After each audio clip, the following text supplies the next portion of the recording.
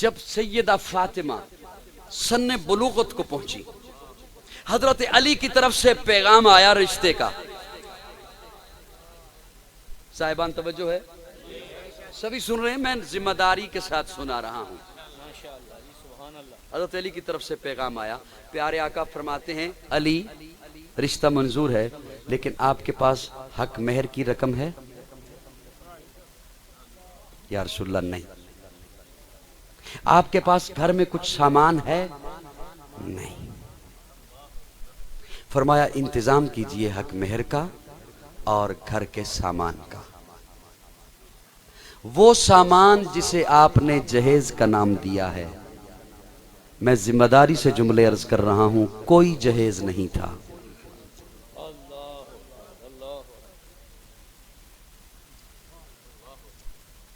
بات سب کو سمجھ آ رہی ہے؟ پھر آپ کی باتیں مجھے کیوں نہیں سمجھ آ رہی؟ میرا سنانا سمجھ آ رہا ہے، آپ کا بولنا مجھے کیوں نہیں سمجھ آ رہا؟ کوئی جہیز نہیں تھا. اسلام میں جہیز کا کوئی تصور نہیں ہے، ایک سوئی کا بھی تصور نہیں ہے اسلام میں جہیز کا. کوئی کہے کہ اگر سیدہ فاطمہ کو جہیز دیا تو میں اس کی خدمت میں سوال عرض کروں گا کہ حضور نے سیدہ زینب کو کیا دیا، ام کلثوم کو کیا دیا، سیدہ رقیہ کو کیا دیا، انہیں کیوں نہیں دیا؟ کوئی جہیز کا اس سوئی تک کا تصور نہیں ہے. خالصتاً ہندوؤں کی رسم ہے. میں آپ کے معاشرے کا حصہ ہوں، میں محض تنقید نہیں کر رہا. اللہ ہم سب کو اس دلدل سے بچائے، اس لعنت سے ہمیں بچائے.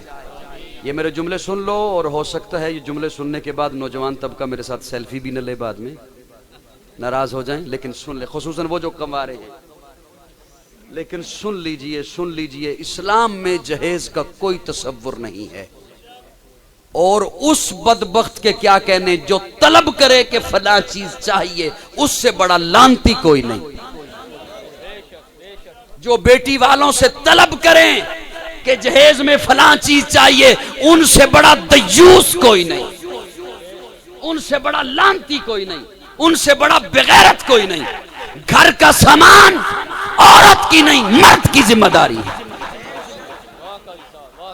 گھر کا سامان، میں جملہ سخت بول رہا ہوں، اللہ کرے تیرے دل پر لگے. گھر کا سامان مرد کی غیرت کا سوال ہے، عورت کا مسئلہ نہیں ہے.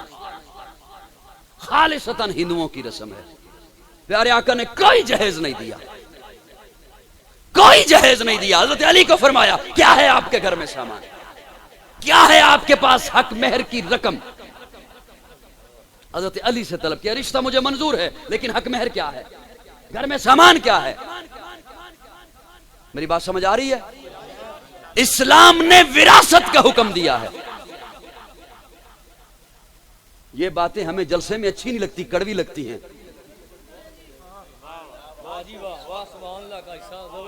اسلام نے وراثت کا حکم دیا جس سے میں نے، آپ نے، ہم سب نے اپنی بہنوں کو، بیٹیوں کو محروم کر دیا. اور کیا کہہ کے معلوم کیا؟ بہن کہتی ہے میں اپنا حصہ بھیا کو دیتی ہوں. سر ہلاؤ یا نہ ہلاؤ، بات یہی ہے جو میں کہہ رہا ہوں. بہن کہتی ہے میں اپنا حصہ بھائی کو دیتی ہوں. بڑی محبت کرتی ہے نا بھیا سے. جہاں چلے جائیں آپ کو یہی ملے گا کہ بہنا کہتی ہے میں بھیا سے محبت کرتی ہوں، میں بھیا سے اپنا حصہ نہیں لیتی. میں کہتا ہوں ہر جگہ آپ کو بہنا ملتی ہے، مجھے کسی ایک جگہ پہ کوئی ایک بھیا دکھا دو جو کہے میں اپنا حصہ بہنا کو دیتا ہوں.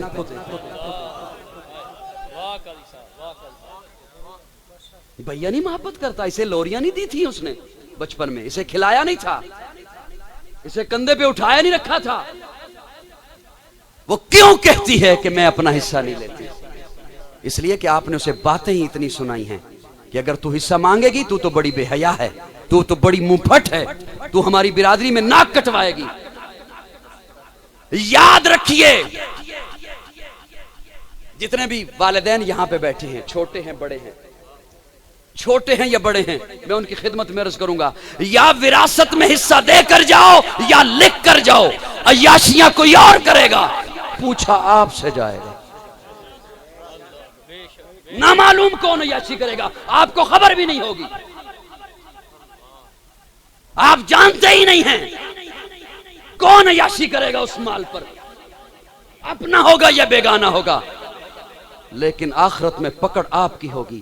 اور اس سے بڑا بے وقوف کوئی نہیں جو کسی کی دنیا کے لیے اپنی قبر خراب کر دے، جو کسی کی دنیا کے لیے اپنی آخرت خراب کر دے۔ جا رہا ہوتا ہے بابا نماز پڑھنے کے لیے، سفید داڑھی والا، ناراض نہ ہونا، میں دل کی دھڑکن آپ کے سامنے رکھ رہا ہوں، اس لیے سخت لفظ بول رہا ہوں کہ کسی کے دل میں اترے، اللہ کرے۔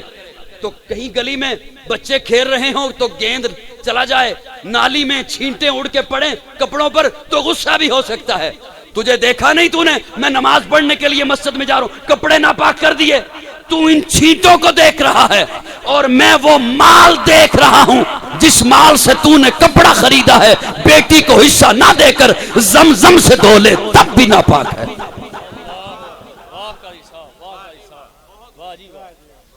حتیم کے اندر جا کر نماز پڑھ تب بھی ناپاک ہے، نہیں ہوتی نماز۔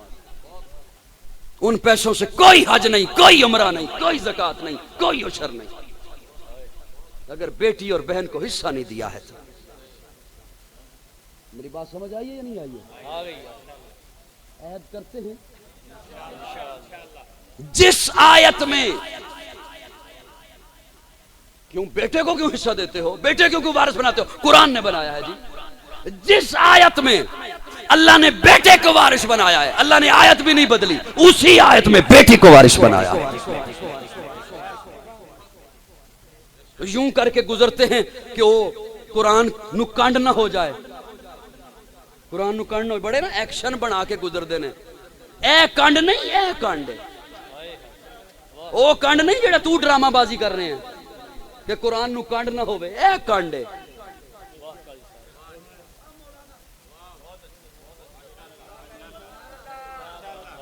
نہیں میری بات سمجھ آئی؟ اے کنڈے قرآن نو، اے او لعنت، او لعنت دکھتی نہیں، میں دکھاؤں، وہ لعنت ہے جب بعد میں بابوں کے پاس دوڑتے ہو، تعویذ دو، سکون گھر میں نہیں ہے، یہ وہ لعنت ہے کہ تجھے پھر چین نہیں آتا، پھر رونا روتا ہے بہو کیسی آئی ہے اور فلاں کیسا ہو گیا ہے۔ یہ وہ لعنت ہے جو بیٹی کو اس کا حق نہیں دیا ہے، بہن کو اس کا حق نہیں دیا ہے۔ بات دور نکل جائے گی، عرض یہ کر رہا تھا